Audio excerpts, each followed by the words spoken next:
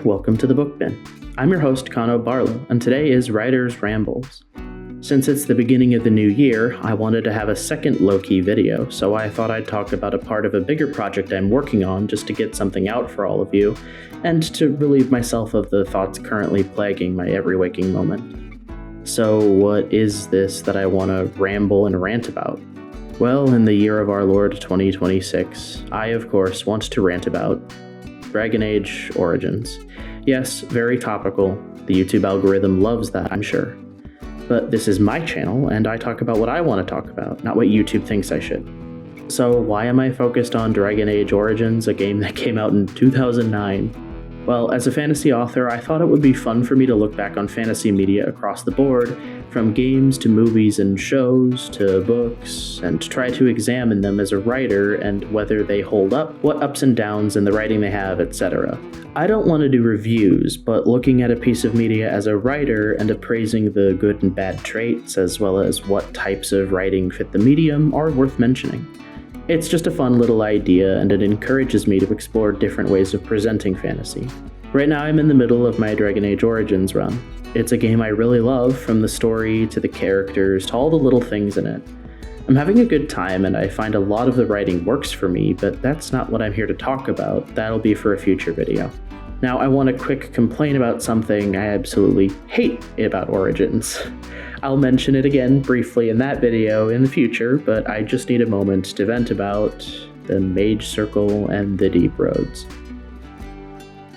Some of you may have no idea what I'm talking about, and some of you may have just cringed in your seat at the mere mention. Some of you may like those sections of the game, and I absolutely respect that, but keep in mind this is just me complaining about my own thoughts. So these sections. I'll start with the Mage Circle section because I recently completed that, and I'm currently in the war trenches on the Deep Roads, but haven't completed it as of this video. The Mage Circle quest isn't that bad overall. I actually like the conflict. You're a Grey Warden seeking allies, you go to the tower to conscript the mages, and the mages are in the midst of a coup involving blood mages and demons. You can try to slaughter everyone, or you can try to save as many people as possible. I went with the latter option, and everything was going smoothly as I journeyed up through the tower, taking on blood mages and abominations, until I finally reached the lair of the Sloth Demon. And then you enter the Fade. The Sloth Demon knocks your party out, and now you're stuck in a dream. This section is really interesting on concept, and I like that you can dream hop, using the Sloth Demon's abilities against it by abusing its connection to all the dreams to reach your allies and other mage dreamers who grant you Fade forms to navigate the Fade easier. Once you've gotten all the forms and saved your friends, you can take on the Sloth Demon, defeat it, and wake up to continue your journey and save the circle. If only it was that simple. Well, that's all you have to do in Sloth's domain. Find forms, rescue your friends, kill demons. Actually getting through it all is incredibly painful. The first problem is that it really doesn't matter if you're a tank. They put way too many enemies in the maps for one character to take on solo, and it takes way too long to get the golem form to really deal with that. I lowered the difficulty just to get through it. Now, I'm not an expert gamer. I'm sure plenty of people have gotten through it with their skills, but I'm not the most amazing gamer in the world, and that was just miserable for me. The other part is just the backtracking and the lack of clarity on where you need to go to get what you actually need to make progress. I think I hopped into each dream realm at least twice before I was able to make progress, and the amount of running around and backtracking you have to do to get to the demons is impossible. Of all the main quest missions, I probably spent almost triple the time getting through this section than I did on any one section of any other main quest so far. Redcliffe took me a couple different afternoons of gameplay. The Sloth Domain took me a couple weeks. This is a very frustrating part of the game that made me tempted to just walk away, to be honest. I love Dragon Age Origins, but I forgot how much of a gameplay killer the Mage Circle is for me. The Sloth Domain is a big chunk of it, and it's just dull, repetitive, and everything begins to blend together. Good luck figuring out which section you should start off in, and it's easy to miss where to go, and then you're wandering around for hours before you finally spot the thing you needed to do. This is a writing flaw that is very niche to video games that I don't have much expertise on, as not all writing is the same. Writing a book will look different from writing a movie, and both have different demands, and the same goes for games.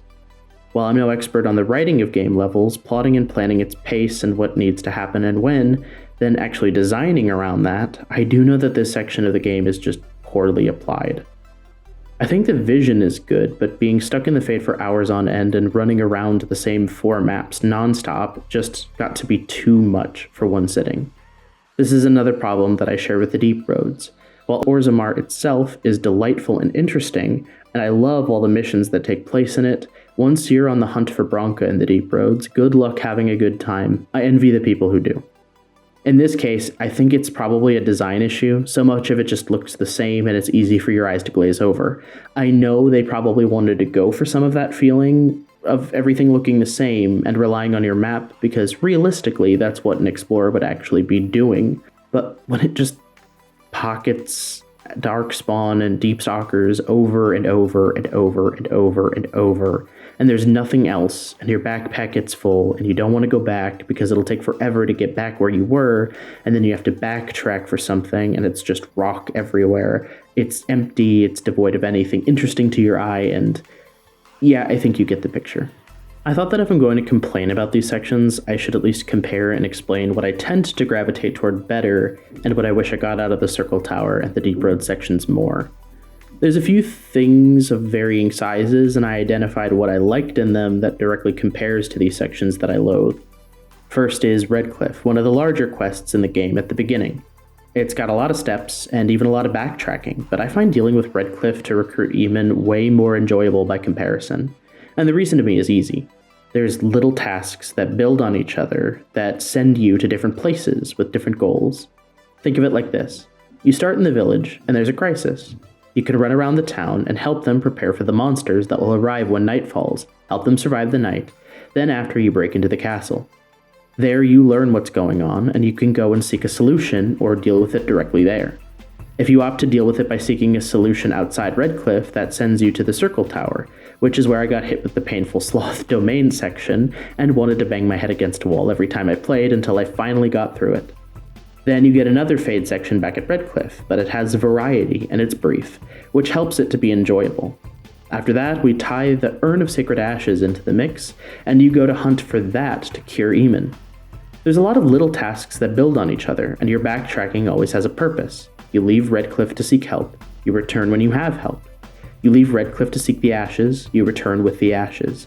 Everything feels clear and purposeful, and you're rewarded for making these steps even though it takes more time. Another quest that has a lot of backtracking that I enjoy is all of the politicking in Orzammar prior to looking for Branka. You can choose to work with Balin or Harrowmont, and you may have to do some runaround to accomplish whichever one you choose to help. You get to see Orzammar, interact with characters, and then some of these interactions might actually weave together. In my current game, I chose to side with Balin, and at one point, while in the Dust Quarter, I gave money to a beggar who I then talked to again later when hunting down the Carta, and she remembered me and gave me information on how to find them. There's a whole intricacy to Orzammar and its culture that I enjoy, and I like how it all flows. The last example would probably just be the side quests in general. Most of them are pretty well paced and enjoyable, they don't last too long, and they have clear goals with clear outcomes. I've never really sat down and done a side quest and found myself exhausted by how long and monotonous it was, and it tends to run those same patterns as Redcliffe and Orzammar. They pace themselves, they build on each other or interweave, and they don't outstay their welcome. I think if the Sloth Domain was a bit more like the Fade section at Redcliffe, it would be improved a lot. You shouldn't separate the party, but instead they should be battling through multiple mages' dreams before reaching Nile, who was then attacked directly by the Sloth Demon. As for the Deep Roads, I feel like a bit more variety in the map design would help a lot, and trying to at least place quests in a more thoughtful and sequential way would be helpful. Many of the maps could be shrunk too, and not without lore logic. The Deep Roads are in disrepair, they could have stood to use that a little more intentionally. Well, that's kind of all I really wanted to say about Dragon Age for now.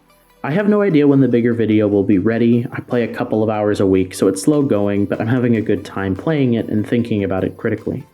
It's nice to get this off my chest too. It's just been bothering me, and I feel like this video will help me let it go so I can focus on other stuff. This is where I turn the rambling microphone to you. What are your thoughts on this? What do you think of those sections of the game? Or maybe tell me about another game that you had a similar experience with. I'd love to hear it. Well, thanks for sticking around to hear me rant about a game that's almost 20 years old. I greatly appreciate it. If you like this quick video, feel free to like, subscribe, hype, whatever you prefer, and I look forward to seeing you around the book bin in the future.